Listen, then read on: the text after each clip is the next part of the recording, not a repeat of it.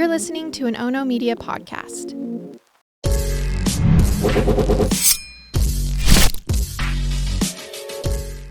Good morning, and thanks for joining me for Rise and Crime, your morning caffeine hit all about crime. I'm Mama Jules, and let's get an update to a missing persons case out of Florida. 40-year-old Anna Knezovic and her husband, 36-year-old David Knezovic, owned a computer business together in the Fort Lauderdale area. Anna also worked as a realtor. As 2023 came to a close, Anna and David's marriage had splintered, and a nasty divorce was the result of the lost 13-year marriage. Now, this report of the nasty divorce is coming from Anna's brother Juan. Juan also said the contention was rooted in the fact that the two would be dividing the money that they had accumulated, and that made David angry. David's attorney says, not so fast. He told Fox Digital that although the couple was in an off phase in their relationship, that did not mean the potential divorce was contentious. Whichever characterization is true, David left for his home country of Serbia in mid-January of 2024. And Anna, well, she had already moved to Spain a few months prior. And in Spain, Anna had friends that she was going to visit, and maybe she was just going there to clear her head or possibly restart a life, or maybe she just needed a change of scenery. She had temporarily rented an apartment in Madrid to call home base during her visit to Spain. On February 2nd, Anna was scheduled to meet a friend so that they could both travel to Barcelona together. But at the designated time, Anna was a no-show. Here, listen to this video posted by her good friend, Sana Remu. I wanted to do an update on the search for Anna. She has been missing now for 2 weeks. It's Friday, and she went missing on February 2nd. And she was last seen outside of her apartment in Madrid around 10 p.m. that evening. No one has seen her since. The Spanish police is working the investigation. We're in contact with the American embassy in Madrid. Also, the American authorities are involved. I have been trying to get her story out there all week. I've been talking to local media in Florida, American national media, Spanish media, Serbian media, also Colombian media, just trying to get her story out, try to see if there's someone that knows something, that has seen something that can help bring her back to us. We're trying to stay optimistic. We are just hoping for her safe return. And we are so happy and thankful for all the support that we've been getting. Thank you so much. It means everything. Please keep thinking about her. Don't forget. Please keep her in your thoughts and for her to return safe. Thank you. For me, it's clear. She knows that her friend is in danger. This isn't Anna voluntarily disappearing. Sana told WSVN TV that she received odd text messages from Anna's phone. She believes someone else was using the phone, pretending to be Anna. The texts claim that Anna met someone wonderful just on the street in Madrid, and that she was going to go with this someone wonderful to a summer house 2 hours away, and that the phone signals would be spotty. Those texts came on the Saturday following her disappearance. Now, as the search for Anna began, some disturbing things surfaced. First, there was video evidence from the apartment complex showing a man wearing a motorcycle helmet spray painting surveillance cameras in order to disable the view of the camera. Okay, that spray painting incident, well, it happened at 10 p.m. on the night of her disappearance.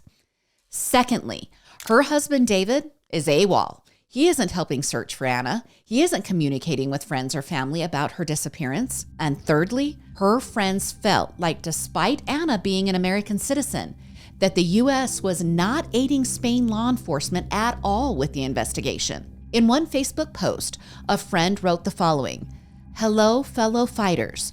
My friend Felipe's sister, Anna Knezovic, went missing last week in Madrid, Spain. I realize this is outside of the U.S., but she's a U.S. citizen. The U.S. government hasn't lifted a finger to help find her. Please, please help us find her. She's a model citizen, and Felipe and I are trying everything we can to help find her." Well, all of this was developing in late February. And then most of the leads seemed to go cold for friends and family. But answers surfaced on Monday when it was announced that David Knezevic was arrested in connection with the disappearance of his wife. FBI agents, in court documents, laid out the case against David. The FBI believes that David resembles the man wearing the motorcycle helmet that was filmed spray painting the security camera lenses. Now, that man, he didn't leave immediately from the scene. An hour after the spray painting, he was seen on other footage leaving the area carrying a suitcase. The FBI also says they have security video of David purchasing the exact same brand of spray paint that was used in the camera vandalism. You guys, that isn't all he bought, though. He was also seen purchasing duct tape at the same time he was buying the spray paint. Then FBI investigators tracked down a woman who had interacted with David. In an interview, they alleged that the woman told investigators that David had asked her to translate a text message that was sent to his wife's friends after her disappearance. But this woman he asked to help him, she wasn't just a random stranger. David had met this Colombian woman in the fall of 2023 on a dating app. Okay, remember, he's not divorced yet, but his wife has moved to Spain. On the morning that his wife disappeared in Spain, David texted this Colombian woman. He allegedly wanted her help with translation because he had a friend writing a screenplay and he needed the phrase he was sending to her to be translated into perfect Colombian Spanish. Now, the dating app woman told David that she didn't speak English, so how could she help him? And he said it was no worry. Just run the phrase through a generic online Spanish translator and then tweak it to sound like perfect Colombian Spanish. He then sent the woman the following phrase: I met someone wonderful. He has a summer house about 2 hours from Madrid. We are going there now, and I will spend a few days there. There is barely any signal, though. I will call you when I come back. Kisses. Now, does that phrase sound familiar? Like maybe what the friend of Anna was telling authorities just 1 week after Anna was a no-show for Barcelona? Now, David's suspicious purchases and his text messages led FBI investigators and local law enforcement to review his travels. Now, they discovered that David had rented a car in the Serbian capital of Belgrade. This was just 4 days before his wife disappeared. Belgrade is 1,600 miles from Madrid. Now, just a couple of days after David rented the car, a Spanish driver reported that his license plate had been stolen. Then, on the night that Anna disappeared, that stolen plate was caught by a plate reader on a Madrid street on a car that was similar to the car David had rented. And then hours after Anna disappeared, that same kind of car that David had rented was seen with the stolen license plate at a suburban Madrid toll booth. Now, the video footage from the toll booth, it couldn't help identify the driver of the car with the stolen plates because the windows were tinted. Okay, we have to now go to the rental agency where he got the car. In Belgrade, that rental agency told investigators that when David returned the car 5 weeks later, that car had been driven nearly 4,800 miles and the windows were now tinted. Okay, remember, Belgrade to Madrid is 1,600 miles. So round trip, that's 3,200 miles. David had accumulated 1,600 more miles on the rented car. So he could have made the trip to Madrid and back with 1,600 miles to spare. Okay, we also need to remember David's lawyer, who said the divorce wasn't contentious. Well, he is now saying to the AP that David was in Belgrade at the time of his wife's disappearance. As if all that I told you wasn't enough to have strong suspicions about David, there's more. The FBI discovered on March 4th that a woman claiming to be Anna had contacted an insurance company. She was requesting to cancel 3 insurance policies associated with her and her husband David's businesses. Now, during that call, kids could be heard in the background, except Anna doesn't have kids, and she wasn't expected to be near children in her travels. When law enforcement tracked the phone number that the potentially fake Anna was calling from, that number was traced back to a phone number owned by David's computer company, and David was even listed as the contact person for that number. Then on April 24th, an employee of David's told law enforcement that David allegedly instructed her to impersonate Anna. This was all in order to open a new bank account. David had provided the employee with Anna's social security number to use as proof in the scam. Now, the employee told David she was uncomfortable with impersonating Anna, mostly because she was still being reported as missing. But he allegedly told the employee that Anna being missing wasn't that serious, and that the opening of the account needed to be done so that the employees of the company could get paid. He then allegedly told the employee he would do it himself, but his voice sounded like a guy, so he needed a female to open the account. All right, how did that arrest of David go down? Well, the FBI must have been tailing him because they arrested him at the Miami National Airport on Saturday. They have charged him with kidnapping, and he is being held at least until his pending bail hearing on Friday. And remember Anna's friend, Sana? Well, she told the AP on Tuesday that after reading the FBI's report, she no longer believes her friend is alive. She told the AP that she was in shock, that seeing the case presented in black and white, well, it becomes real and is different than when you just have suspicions. Okay, I'm going to keep a watch on this one. I hope Anna's family now has assurance that the authorities are working hard to find Anna and to also answer the many questions that are still haunting them. Now on to New Mexico. I've been following a case suggestion, and we have somewhat good news in the kidnapping of Eleia Maria Torres. Okay, here's how it all started. On May 3rd, the Clovis Police Department in New Mexico released information on a double homicide and a child abduction. In the afternoon on Friday, 2 females were found dead at the Ned Hauk Park. They were later identified as 23-year-old Samantha Cisneros and 23-year-old Taryn Allen. Both women were from Texaco, New Mexico, and both women were found lying on the ground near a silver Dodge minivan, and both had been shot dead. A 5-year-old female was also found on the ground near the minivan. She was gripping to life after suffering a gunshot wound to the head. As the 5-year-old was rushed to the hospital, officers began evaluating the scene where they found an infant car seat, as well as an infant stroller and a small baby bottle. Officers began searching the area for an infant, and officers had also recovered the debris of a wrecked maroon Honda, and they discovered the women's purses. Well, as family members of Samantha and Taryn were contacted, they quickly learned that Samantha was the mother to the 5-year-old injured child and also the mother of 10-month-old Eleia Maria Torres. At this point, investigators believed that Eleia had been abducted, possibly by the killer or killers of the women. They issued an Amber Alert, and they then just began working. They discovered the women had visited a Dollar Tree just shortly before winding up dead at the park. And an ear witness also said they thought they heard arguing and gunshots, but that they couldn't be sure. They also discovered that the fathers of the 2 children seemed to have nothing to do with the crimes. Now, the FBI joined the search for the 10-month-old just a couple of days after the women were found. And here's the good news. On Monday morning at 4:30 a.m., a suspect was taken into custody and Eleia was found alive. Agents had set up surveillance on a home in North Abilene, Texas. They were believing that Eleia was inside. 26-year-old Alec Isaiah Collins was taken into custody without incident, and he's been charged with 2 counts of first-degree murder, first-degree kidnapping for baby Eleia, and 2 counts of child abuse. Police have announced that there seems to be no connection between Alec Collins and the 10-month-old, but the investigation is still in its infancy.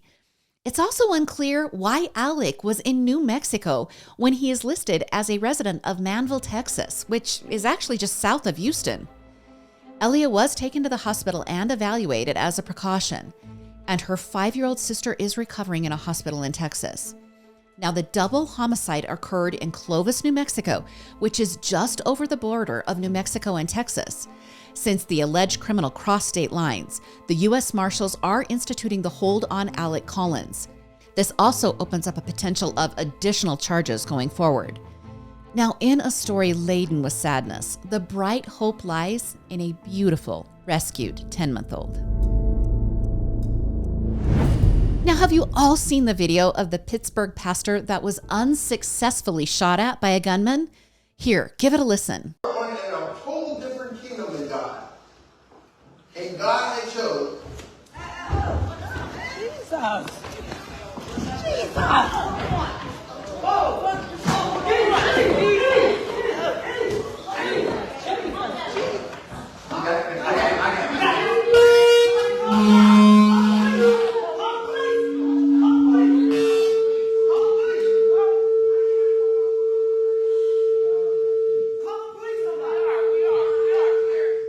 Okay, for those who aren't watching on YouTube, a man approaches a black pastor preaching inside the Jesus Dwelling Place Church in North Braddock. He attempts to fire upon the pastor, Glenn Germany, but his gun either jams or potentially he doesn't have ammunition in it.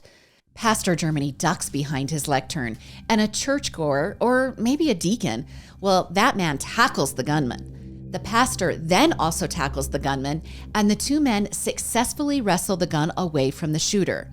You can hear other parishioners yelling, "Call the police." Well, police arrested 26-year-old Bernard Polite, and they charged him with attempted homicide for pointing at and trying to shoot Pastor Germany. Okay, that seemed to be the end of the story from Sunday. But police released Tuesday that once the video of Bernard trying to shoot the pastor circled the internet, they received tips that family were worried about Bernard's cousin Derek Polite.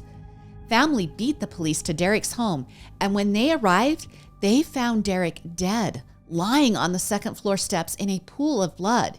He had been shot in the head.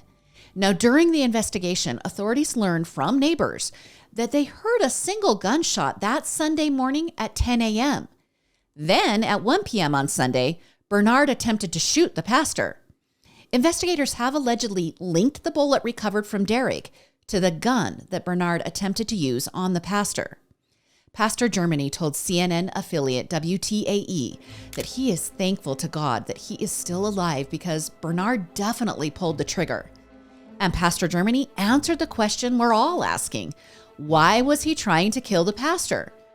Well, Pastor Germany told WTAE he had never seen Bernard before in his life, so there seems to be no connection between the two. Bernard is being held without bail, and his preliminary hearing is set for May 13th. Police have yet to file charges in the murder of Derek Polite, but they are calling it an active investigation, and charges may be filed later.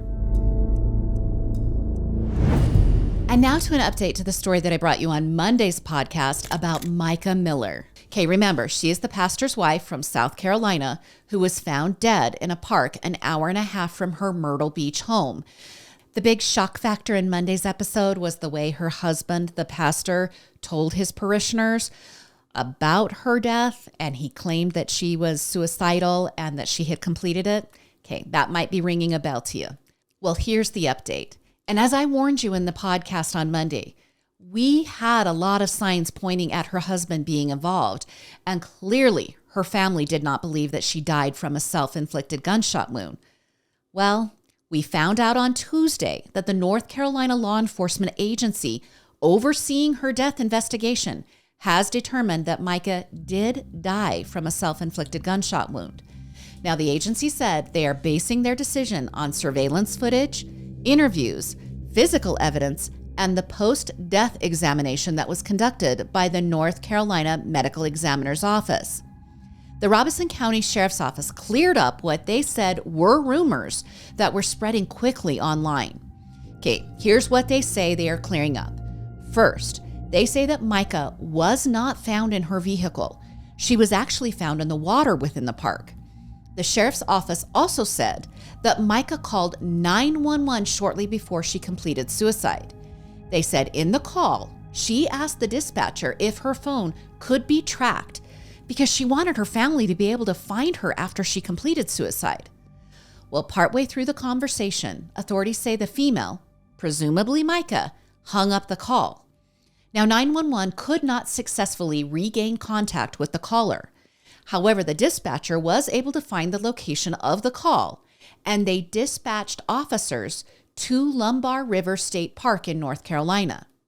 Well, investigators located a gun case in the passenger seat of Micah's car, as well as a box of ammunition in the center console. Investigators also found a receipt for a handgun.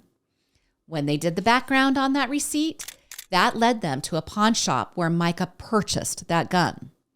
Now, according to investigators, when they arrived at the park, they were able to speak with someone who was fishing nearby, and that person was holding Micah's bag that had her identification in it. The fishermen said that they had heard someone crying, and then they heard a gunshot. But Micah was not visible from where they were standing. After more searching, the investigators said they found Micah and a 9mm in the water. Investigators said they also found her phone.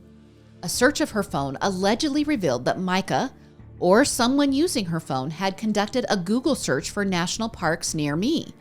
The first hit was the Lumber River State Park. After finding Micah, investigators looked into her personal life, and according to the sheriff's office, they discovered that Micah and her estranged husband had multiple filings in the legal system. When they searched out John Paul Miller, okay, remember that's Micah's pastor husband, they found that John Paul was allegedly engaged in a romantic relationship with another woman. Investigators say they can confirm that neither the woman nor John Paul were in North Carolina on the night that Micah was found.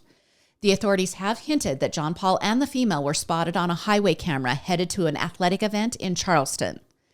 Now, all of the information I have shared from investigators was made available to the family on Tuesday. John Paul was invited to attend the meeting or even a separate meeting with North Carolina authorities. According to the investigators, he chose not to come to North Carolina. Now, for those of you screaming that you believe John Paul still had something to do with her death, I get you. I'm just informing you of the authorities' findings. These findings in no way excuse the alleged abuse suffered by Micah. And the rumors out there of the abuse are so horrifying. So if we get confirmation that they are true, then Micah was in an extremely toxic marriage. And we know for certain that her family was clearly concerned before Micah's death. In March, Sierra Francis, okay, that's Micah's sister, well, she filed an affidavit about the abuse. She stated that Micah had been stalked and tracked. She said all 4 tires had been slashed on her car and that someone had installed a tracking device on her car as well. Now, at the time of the filing of the affidavit, John Paul allegedly removed all of Micah's personal items from their shared home, and it seems Micah was admitted to the Waccamaw Center for Mental Health. Sierra said her sister did not know that John Paul had basically kicked her out and removed all of her personal effects. She didn't find that out until she was released from the hospital. Sierra also said that Micah had spent several months gathering evidence for her pending divorce. These things were like items or documents that would prove the infidelity and abuse. Sierra also said when her sister was released from the hospital that Micah discovered all of that evidence had been destroyed, presumably by John Paul. Her sister has also told media outlets that Micah had confided in her that if she was ever shot, that it was JP who did it. And Micah's brother Nathaniel said in the affidavit that John Paul admitted in an email that he was sorry for slashing Micah's tires and also that he had perpetrated the abuse. Now, the family has all contended that Micah was making plans for the future, things like a scheduled haircut and a trip to Kenya to do service work. And one other item of note, John Paul Miller has been released from all his ministry duties at the Solid Rock Church. You guys, this is a heartbreaking tale. People are claiming Micah was groomed by John Paul. I don't know if that's true, but I do know we can learn from this situation. Please be an advocate. Speak up if you see something and stay involved. Micah's family was trying. We need to learn from them so that we can do as much as possible to help those who are suffering. And as always, if you're considering suicide, just dial 988 and you will be immediately connected to someone who can walk through your thoughts with you. And if you are suffering abuse, help is available at thehotline.org. You are loved. Just find those who love appropriately. And let's finish with this update on the case of Brin. Okay, I know I butcher that name whenever I say it, but I'm doing my best, you guys. Okay, I brought you this case about Brin back on January 29th, and this was one that had you guys talking. Brin was the woman who stabbed her boyfriend 108 times when she went tripping on bad weed. Okay, that all happened in California in May of 2018, and Brin faced a jury in December of 2023 for the killing of Chad O'Melia. Okay, that jury found her guilty, but when she was sentenced by the judge in January of this year, she received 0 time behind bars and instead was given 2 years probation and 100 hours of community service. Okay, are you remembering now why this had everyone talking on Rise in Crime? This woman was found guilty of stabbing a man 108 times and was not sentenced to jail. Okay, well, guess what? She's appealing that judgment. She is saying that she should not be held accountable for her lover's death at all. Michael Goldstein and Robert Schwartz, who represented Brin at trial, well, they're telling People magazine that they filed notice of her appeal because they disagree with the guilty verdict, but they do believe the sentence imposed by Judge Worley was appropriate. All right, under California law, Brin has nothing to lose by appealing, and this is all according to her lawyers. They say her sentence could only be lowered on appeal. It can't be changed. It can't be heightened. Audrey Navzinger, who was the prosecutor of the case, told NBC that the judge's ruling set a dangerous precedent. She also called it a slap in the face to the victim's family. Audrey, in another interview with Rolling Stone, well, she said in that interview that in her 30 years as prosecutor, it was the most heinous and violent involuntary manslaughter case that she had prosecuted. And Chad's dad said he's worried that Brin is on the street, that one psychotic episode may have opened the door to others. I'll watch to see if the courts deny her appeal, and I'll let you know. All right, that's your Thursday episode of Rise in Crime. Love those you love and do it kindly. And while you're doing that, I'd truly appreciate if you could like and subscribe to the podcast and follow on the various platforms, and please leave a 5-star review if you're so inclined. They really make the podcast grow, and I truly appreciate it. You can join me again on Monday for more morning crime news. I'm Mama Jules, and keep safe out there.